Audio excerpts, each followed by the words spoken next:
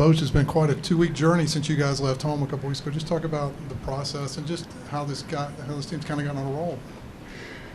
Yeah, it has been a journey. I mean, rough at times too. Go to Anaheim, had a night game. We got in Seattle early in the morning, trying to win a couple games there. Couldn't quite get it done. So we ended up flying to Tampa. That was about 5.5 hours. Got in late there. And, but the boys found a way. What a great job they did. And, you talk about your goals and things, but, you have to enjoy the journey too, the ups and downs, I guess, and which they did. And they did a great job of putting, a tough series, tough loss behind them, and played well in Tampa and played well in Baltimore. It's good to be home, though. These guys haven't seen their families in a couple weeks, so I'm sure, they're excited about being home, playing here in front of the home fans, being in, our ballpark. So it's a good feeling when you walk in this ballpark. I'll go to Kennedy right here. Bochy, I know you weren't here a couple years ago, but this stadium hosted a lot of postseason games that the Rangers weren't in, and a World Series that the Rangers weren't in. To come back here, host the first postseason game in this building, first in Arlington in quite a few years too. How big is that? Well, for me, I'm looking forward to it. I think, for Ranger fans, hopefully they're really excited, pumped, because it's been a little while, and it wasn't all that long ago when they were having a lot of postseason games. So to have the first one here, I'm honored to be part of that, and to be part of what's going on right now. And like I said, it's a tough journey getting here, but it's good to be here, and I'm looking forward to just seeing the atmosphere. Nobody has seen it yet, so I think the players are too, and it's going to be an exciting time tomorrow night. Right here. Kevin Sherrington, Dallas Morning News. Bruce, do you expect my understanding was that the Baltimore crowd was really loud. Do you expect that sort of thing here? Do you feel like that this is built up here at this place now, that this fan base believes in this team? Yeah, it's a great question. I'm new here. It's my first year, so it's a hard one for me to answer, but certainly hope so. We are, and I know where I'm living, there's fans that, they want to talk baseball, so I'm seeing some excitement, but we've been gone for 2 weeks, so I really can't tell you the mood, the tempo or spirit of what's going on around the city, but we certainly hope we'll have a similar atmosphere that we saw in Baltimore, because they were really excited about their team. So I'm looking forward to it, to see exactly where we're at with all this. But I'll say this, before we hit that road trip, you could feel it here. You could sense it, the excitement, the enthusiasm, the electricity in the ballpark. So I think the guys are looking forward to seeing it too. Do you believe in that kind of thing? I do. It's not to just talk about Tampa again, but with the year they had, it's a little bit of a downer, to be honest. I'm sure for them, but even on our side, I think they had 19,000, but I get it. You get rounds now, and when you're used to postseason, sometimes it's got to be that next round or World Series, whatever. But for us, I think it's big. I think the players feed off it, no question about it. They're so important, and part of their enthusiasm is that's a adrenaline we run on too. Because it's been a tough grind. These guys have gone through a lot, so this certainly does a lot to help pick them up. Jeff. You played across the street in 2010 with the Giants. Do you remember the atmosphere then? Yeah. It wasn't that long ago. Come on. Yeah. Sure I do. No, it was great. It was great. And the fans were great. They were really into it. You could feel it. It started in San Francisco, but we came here and it was packed. Same type of atmosphere we saw in the other ballparks before that. Mitch said something yesterday that maybe not winning the division was maybe a blessing in disguise, because you guys had to get your mind straight right away, and then you jumped right back into games and have been playing since then. Do you see any credibility to that idea? Yeah, and that gets asked a lot. I'll be honest. That's my preference. We win the division, have a few days, and I get it. Because you got to keep going. You got to stay in that playing mode, and it's hard to have that switch go on and off. Not that you're going to turn it off. It's just 4 or 5 days and not quite being on that same competitive level. I don't care what kind of workout you're holding. Is that an advantage? It's hard to say. I mean, you can, guys can wear down a little bit too, or pitching, but there's something about it. I've gone at it both ways, through the wild card route and having some time off. And if I had to pick which way, yeah, I'd take the time off. There's a little bit more of a guarantee on that next round. Good. Kennedy up front. Through these first 3 or 4 postseason games, I mean, the bullpen is kind of bent but not broken. What are you seeing from those guys and how big they've kind of come up in a lot of these situations? Our bullpen has really done a nice job. It's, to be honest, it's been a challenge all year. Mike and I have discussed this bullpen on a daily basis, trying to keep things in order. At times we've had it in order. Other times, we've had to try to patch it up. But lately we have not just 1 or 2 guys that we can go to. So we have some really good options, guys that we're comfortable using in high leverage situations. And really, there's nobody down there I wouldn't feel comfortable. I mean, you saw us bring the kid in yesterday. So really, we'll bring in anybody. So I think we're sitting as well as we have been in the bullpen all year with the health and how they're throwing the ball and their confidence. The second row on your left. Lawrence Dow, Fort Worth Star-Telegram. How impressed have you been with Evan Carter and Josh Jung's start to the postseason? You have to be impressed with these 2 young kids, how they're carrying themselves, handling the intense games that we're playing in. You wouldn't know it with these 2. I love their focus. They're not afraid of anything. These guys want to be out there. They want to be in the fire. You can see it, and you don't know really how a young player is going to handle playoff type situation or atmosphere. But these 2, and really, I felt that way even before we got to the postseason. These 2 would be fine, and they are. They're really, really good players, but they're mentally tough, and they want to be out there. Questions for Boch? We'll go to the back there. Boch, apparently Marcus said something when asked about Corey Seager, and I'll paraphrase, that he's always been impressed with his work ethic and the way he goes about things, but that seeing postseason Corey was kind of an eye-opener to him. There's a different level, apparently, that he goes to, which is interesting to imagine. I'm not sure how much access you get to that, but is there something you can tell us about postseason Corey Seager? Well, I'll say this. I think great players, they have a way of just raising their level of play. It's what they play for. Talking to Corey last winter when I first took the job, that's all he talked about. He wants to win, and that's why he's in this game. I'm sure last year was a difficult year for him, especially when he's used to winning. So this is what he's about, and he's as excited as anybody, trust me, about being in this situation. So I think you're just seeing a really, really outstanding player that, as most of them do, they get better in the postseason. Their focus gets better. They're just fired up about it, and I'd say the same with Marcus. These guys, this is why we play, and they've been around. They understand it, and this is what's great for the young players. To see what's going on. You go to Baltimore, you see that atmosphere. Now they really get what we're talking about. Why you play the game, and that's to be in the postseason. Stay in the back row. Yeah, you talk about encouraging your players to appreciate the moment.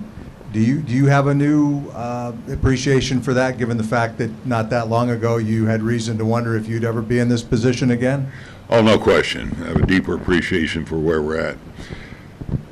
3 years, I was sitting on the couch or doing a little fishing, maybe a little golfing, but watching baseball and missing it more and more. And so to be where I'm at, I've said I'm blessed. I'm grateful. I see why he gave me a call and where I'm at, and to be with such a great ball club, a great front office, and of course ownership, with Ray doing what he did to, help us, get the resources and tools that we needed to be in this positions. But I know it's not that easy.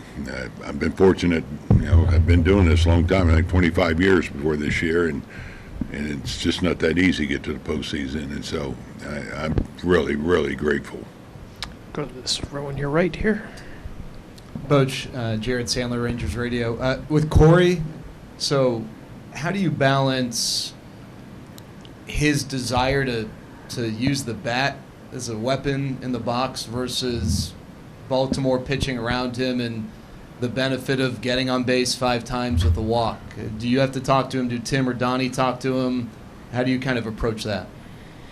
No, we don't need to talk to him. I mean, it's a pretty simple game. If you don't get a strike, hey, don't expand. Let's pass that baton to the next guy. I don't care how good you are. It's hard to hit a pitch that's not in the zone hard. And so, Corey gets that. Hey, Mitch came through yesterday. We got Garcia behind him. So, you get it. You're going to be careful with the great hitters. So we don't want to get to the point of diminishing return on what he can bring by trying to get him to expand or anything. Hey, take your walk, and we'll keep things moving. Then, one more, sorry. It seems like Creed is becoming a big thing for this team, listening to Creed, the band, before games. I'm curious if they're high up on your favorite bands list and if you have a favorite Creed song. Yeah, I don't know a lot of their songs, to be honest. I do know we're playing a lot of Creed, but that's not down my lane, to be honest. No, I don't know who's the DJ here, to be honest. So I don't know where it's coming from. It could be Hedges, though. I'll find out for you, but yeah. We'll take 2 last quick ones on the left. Hey, Bruce, what is it meant to have Mike Maddox along for this ride with you? Been awesome. For me to have him along my side, I'm lucky. I know it. I love. He's got a great way about him, great sense of humor, wisdom. Guy I rely on, talking about the pitching, bullpen, things like that.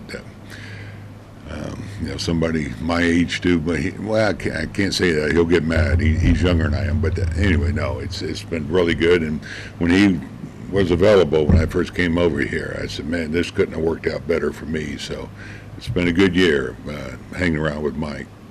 We'll finish up front with Kevin. Garver did a pretty nice job in the 3rd spot yesterday. Are you close to settling and maybe that he would stay there, or are you still going to adjust on depending on what the matchups are?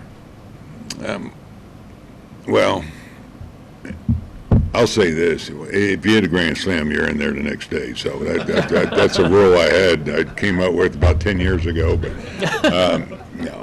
I think you'll see Mitch get more playing time. And I said this to Mitch. I'm going to get him in the mix a few days ago. I know 2 different type hitters. Robbie's done a great job too.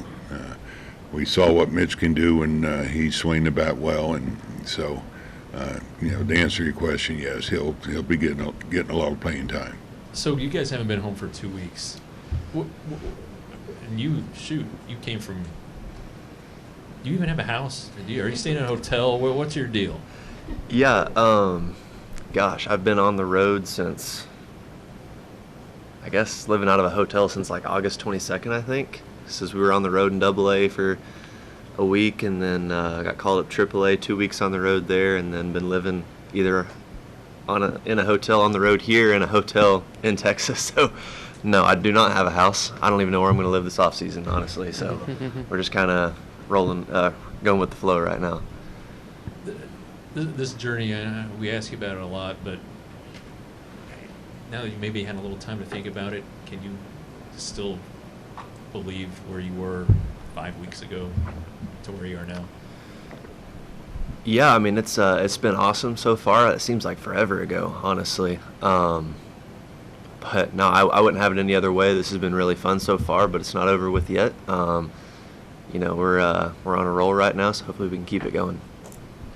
Kevin, or go ahead. Sorry. Before now, what's the longest you've ever lived, stayed in a hotel, had hotel life, and does that present any difficulties? So I guess when I first got drafted, the COVID year, we lived in the Arizona housing area, which I would consider like a hotel type thing at spring training, for 8 weeks or something like that. So, you can't really leave the area. You don't have a car out there, all the COVID restrictions and stuff. So no, we're kind of used to it, I guess. So going from hitting ninth to fifth, did you make any adjustments at all? Do you see any difference in the role you're supposed to play and like that, or do you still just approach it the same way no matter where you're hitting in the lineup? Yeah, I try and approach it the same way no matter where I'm at. But honestly, especially in the playoffs, there's going to be a lot of situational hitting. There might be more runners on base in the 5-hole, when I'm hitting. So that just brings up some RBI opportunities, maybe some, small ball might come about, down the road, who knows? But just whatever the game calls for, is kind of what is going to be my approach for that at bat. Do you have a spot in the lineup? Do you prefer above any other? I just like to be in the lineup, man. It doesn't matter to me. Kennedy? I mean, you guys played in a couple of hostile environments in Seattle at the end of the regular season, and then in Baltimore this last weekend. How exciting is it to just be back home in front of the home fans and hopefully have an environment of your own tomorrow? Yeah, it's gonna be really fun. I'm excited to see the fans come out and support postseason baseball in Texas. It's gonna be really fun, and I know it's gonna be a great crowd. Do you have any preference? Have you talked to the guys in the clubhouse about whether the roof's open or closed? And do you know what what your teammates would prefer? I haven't talked to anybody about that. I'm not sure what they prefer, honestly. It's no different to me though. I think it's just cool that we have a roof, So whichever way it is, it's gonna be good. The fans are good with that too. Yeah. Other questions? What else for Evan? On your left. So Carter, where were you a year ago at this time? A year ago at this time, I was at home. It's the off season, so I was probably just hanging out right now, and taking a couple weeks off from the season. It would have just gotten over with, but this is the longest I've played baseball in my life. So, but it's what you want to be doing. You don't want to be at home, so this has been fun. Anything else for Evan? Jared? Evan, you weren't born when Creed really kind of came to be and their big songs were released. I'm curious, were you familiar with Creed before this? And we asked Bochy what his favorite song was. He said he had too many to pick. Didn't really say that. But what is your favorite Creed song? So, gosh, I had heard of Creed, but they do play it. It's on the bus, whatever. I don't know what the one that's 6 Feet from the Edge. That's kind of the popular song in there. So that's kind of what I would consider my favorite, I guess, just because we hear it, and there's a lot of handshakes and stuff with it, and this, that, and the other. So it's fun. Go to the last row, Evan. Given the age difference, how does Bruce Bochy communicate so effectively with young players? Yeah, I think there's so many different forms of communication. There's a lot of stuff of me just watching him, seeing how he handles himself, how he handles, just the spotlight of, hey, he's the head of the ship. And, he jokes with us, and, there's, like I said, there's a lot of forms of communication, but he does an incredible job, and, I'm thankful to have him as the manager. I'll stay in the back row. So, Evan, the regular season versus the postseason, does it feel appreciably different to you? Is there anything distinct that you've noticed different from one to the other? Yeah, I mean, it's the fans are definitely, they're in at every pitch, and not that we're not, but you definitely kind of feel the intensity of all the little moments. But yeah, it's definitely, stuff comes down to the wire. Everything's important. It always is, but it's just amplified, I guess, in the playoffs. You were a player when the Rangers were the playoffs during their best years, but as a kid, what do you remember about this town and Rangers playoffs? Well, I just remember seeing everybody wearing red and the Texas T, and the pride in the community, and just how special it was for our fans, and certainly excited to relive that. I skipped maybe a generation when I was playing a playoff baseball, and then here we are again. So I'm thrilled for our organization and especially for our fans who have waited a while for this. Kevin and then Kennedy.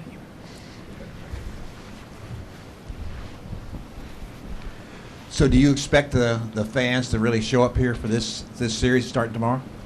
Oh, absolutely. I think we've got wonderful fans, and they've supported us all season long. The attendance numbers speak for themselves, and this is what they've waited for. I have no doubt they'll be here in full support.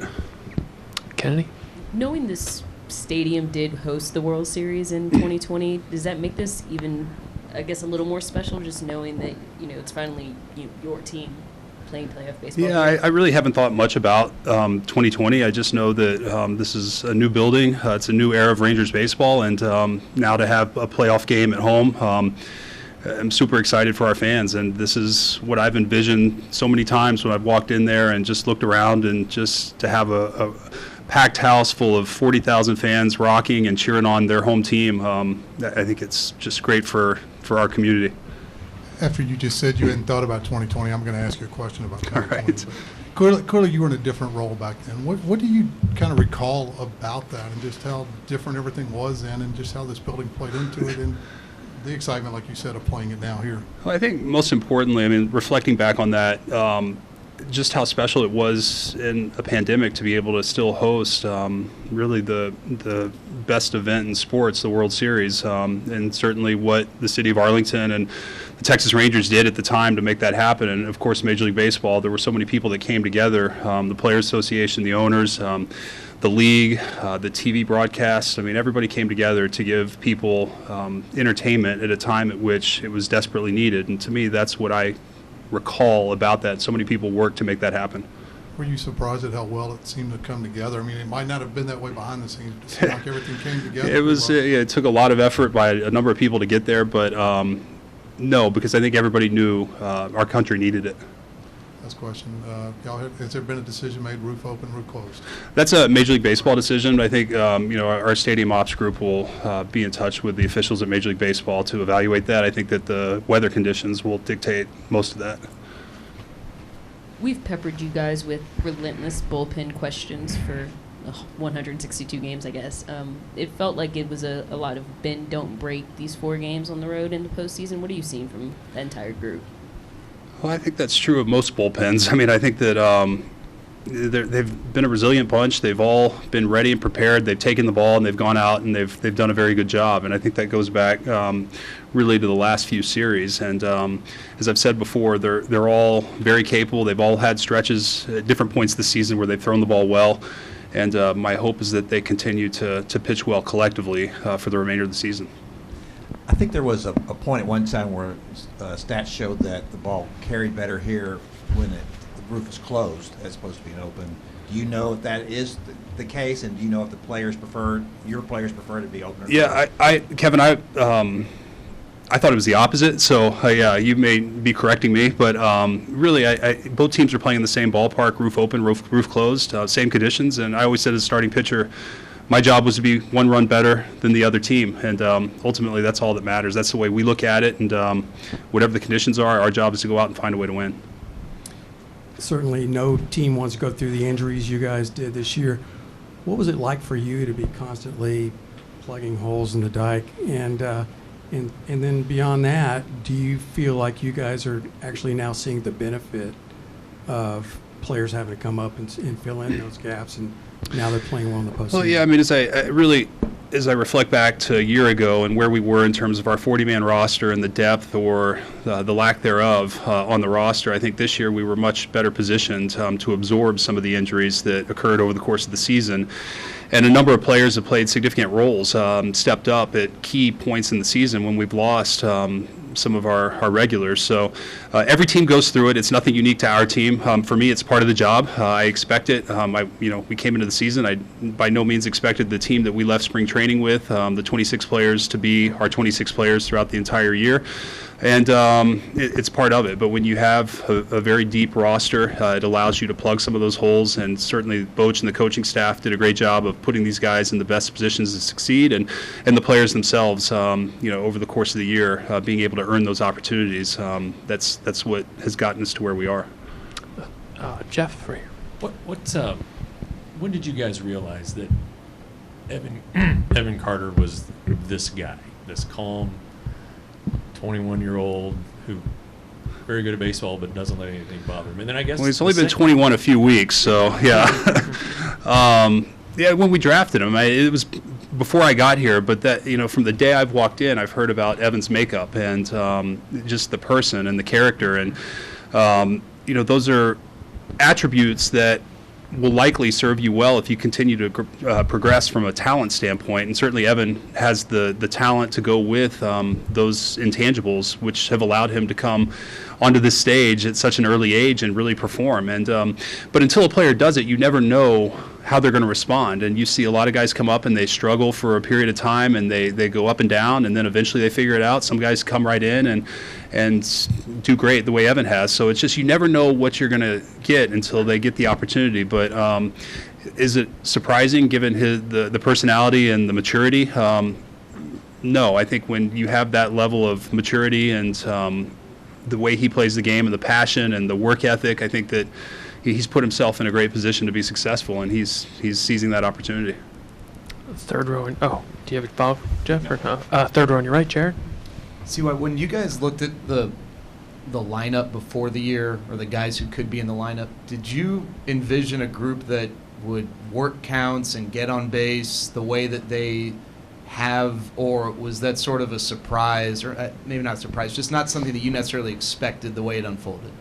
Well, Jared, I think some of that is targeting specific types of players in terms of what we want to be as an offensive identity. And last year, we felt like we were a pretty good offense, but there were some things that we needed to shore up a little bit. And I think that, one is just getting Josh Young and Mitch back, we thought would immediately help our offensive performance.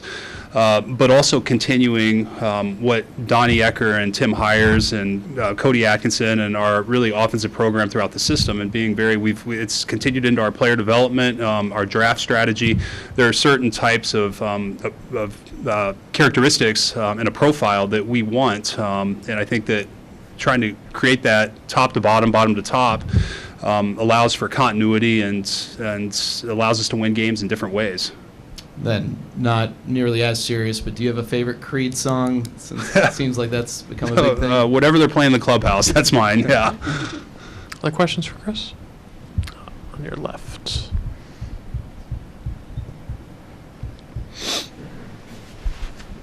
Chris, number one, what does it mean to have Mike Maddox as your pitching coach? Yeah, Mike's been phenomenal. The pitchers love him. He's done a great job. He really, I think, similar to Boch, one of the things Mike does best is instill a conviction, a belief in the guys, and he works as hard as anybody I've seen in this game. And that when our guys go out there, they're prepared, and Mike demands that, and just brings out the best in them. And so we've certainly had some ups and downs over the course of the year, and but Mike has done a tremendous job, and with the injuries we've had on the staff as well, we've found ways to kind of fill those gaps, and he's been wonderful. It's been fun working with him. And then the offseason, the Rangers signed Simeon and Corey Seager. There were a lot of good shortstops on the market. What does it mean just to see how those two guys, for the most part, have lived up to their billing? Yeah, they've been everything we could have expected. They've just been wonderful in terms of the performance on the field, but also the leadership and the roles that they've played behind the scenes, which we get to see on a daily basis, and just the expectation to win, the way they come to the ballpark every day with a focus and a work ethic that they want to win. They're competitive by nature, and they're different personalities, but yet they still want the same common goal, which is to win. And it really, as I think about that too. They came here at a time at which we had lost 100 games, and they had no fear of what we were building here. And then now, after one season, in year 2, for them to be here and be part of a playoff team, I have a lot of gratitude to those guys for believing in us and wanting to be here. You've obviously known Bruce Bochy for a long time. Is he a better manager now than he was way back when? I mean, what have you noticed maybe in this time around where he's improved? Yeah, yes, I think he is, and I think that's why he's still successful at managing, is that he's evolved. And, I can't give specific examples. I thought he was a great manager in 2006 when I played for him. But the game has changed immensely since then, and to see Boch keeping up with that and absorbing information, and, there's the staffs are bigger, the front offices are bigger, the influence of R&D is significant. I mean, there's so much to manage. The scope of the job is immensely bigger than when I played for him in 06, and certainly, he managed through 19 and got to evolve then too, but to see him just step right in and be able to handle this. The rules have changed since then. I mean, there's a lot that has changed in that time period, but he's a great manager because he's continued to grow and evolve and be open-minded. And, I think that when we hired him, a lot of people asked about an old-school manager, and I feel the exact opposite. I think that, if you're stuck in your ways, you don't last. And, these old managers who have last because they evolve and they're open-minded and they grow. And I think that's an important attribute to recognize with Boch. But he's been wonderful. I absolutely love working with him. Got Kevin up here in the front. When you signed Seager, he was a really good player. He's really taking it up a notch now. Do you feel like you got a real bargain then in what you paid for him? Oh, you ask Ray that one. I just, what he's meant to our organization, it's hard to really quantify in terms of just the performance on the field, but also attracting other players to want to be Texas Rangers, to buy into our vision, and to say as a competitor that I'm not afraid of where you guys have been, but I want to be part of the solution moving forward. It just means so much, and I think it speaks to Corey and Marcus and all the other players who signed off on coming here. I know that there was a financial component that contributed to that, but ultimately these guys are competitors and they want to win, and having no fear to come here and be part of this is pretty special. I think it speaks to who they are, and certainly it's seems to have worked out to this point.